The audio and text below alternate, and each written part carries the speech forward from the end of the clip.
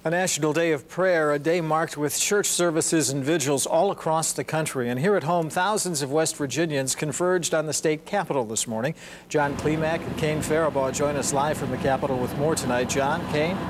Well, Jack, a tremendous show of support today here in the Mountain State. Yeah, thousands of people all over the Capitol grounds. Some tears, some encouragement, actually lots of encouragement for us to get through this. Many people saying it's very necessary for us to have vigils like this just to help us get through all this. Even though we're hundreds of miles from where all this disaster happened, they say we're all Americans and we're in this together.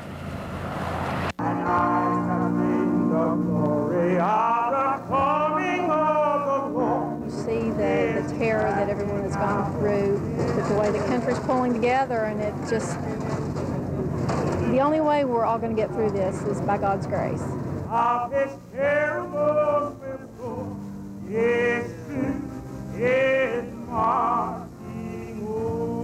Amid the tears, a flag still waves. It's the comforting colors of the red, white, and blue, a reflection of what America is, what we are as citizens of this country and as West Virginians. It was awesome. It really was. And I'm glad I was here. As a mother, I worry about my children, their future. Everyone's feeling the same thing, I guess is what was the big thing. From the mountains, and yes, from along the banks of the Kanawa River, from everywhere around the Mountain State, an abundance of people surrounded the Capitol today with a resurgence in pride in America, right there, beneath Old Glory, our Star-Spangled Banner.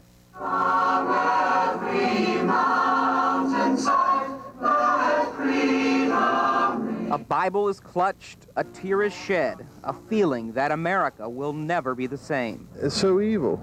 I can't believe it.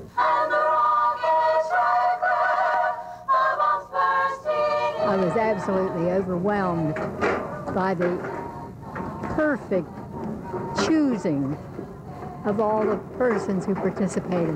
The whole thing fit together. It had to be the Spirit of the Lord.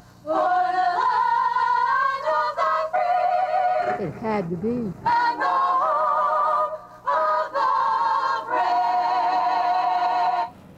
The good old red, white, and blue. A new meaning for us tonight, Kane. You know, that's very true, John. The gathering here at the Capitol today also gave people the chance to reflect on the week's events.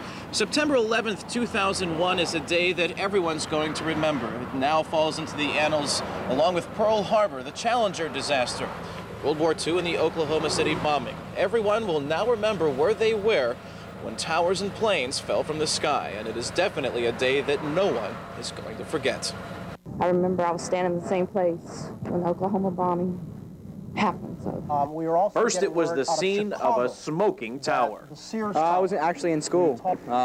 We were in chapel, and one of our teachers came in and announced it. Next came the horrifying crash on live television. All we do know is that they appeared to be commercial aircraft. I was working at the Kanawha County Commission when the news broke and became involved in the evacuation process of the courthouse.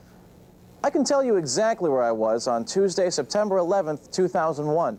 I was right here in the 13 newsroom, getting ready to start a day of work, sitting right behind my computer. And as I was typing, I looked up and watched the television set, and as I did, that's when everything started to happen. I want to underscore again that both towers have been hit. A new day of infamy in America that everyone remembers.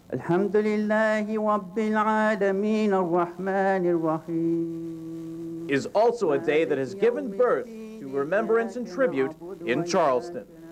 God bless this land. God bless America.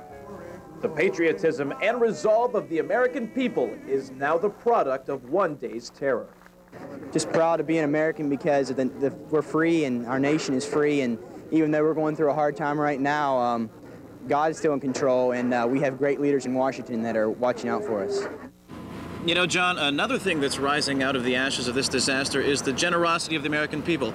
Everybody wants to know how they can help out, what people in New York and Washington, D.C. need from the American people. And one thing they can do is come out to the Charleston Town Center this weekend to drop off donations. That includes clothing, blankets, anything rescue workers can use in Washington, D.C. and New York City. And then, of course, we'll always be accepting monetary donations. That's right, they'll take everything.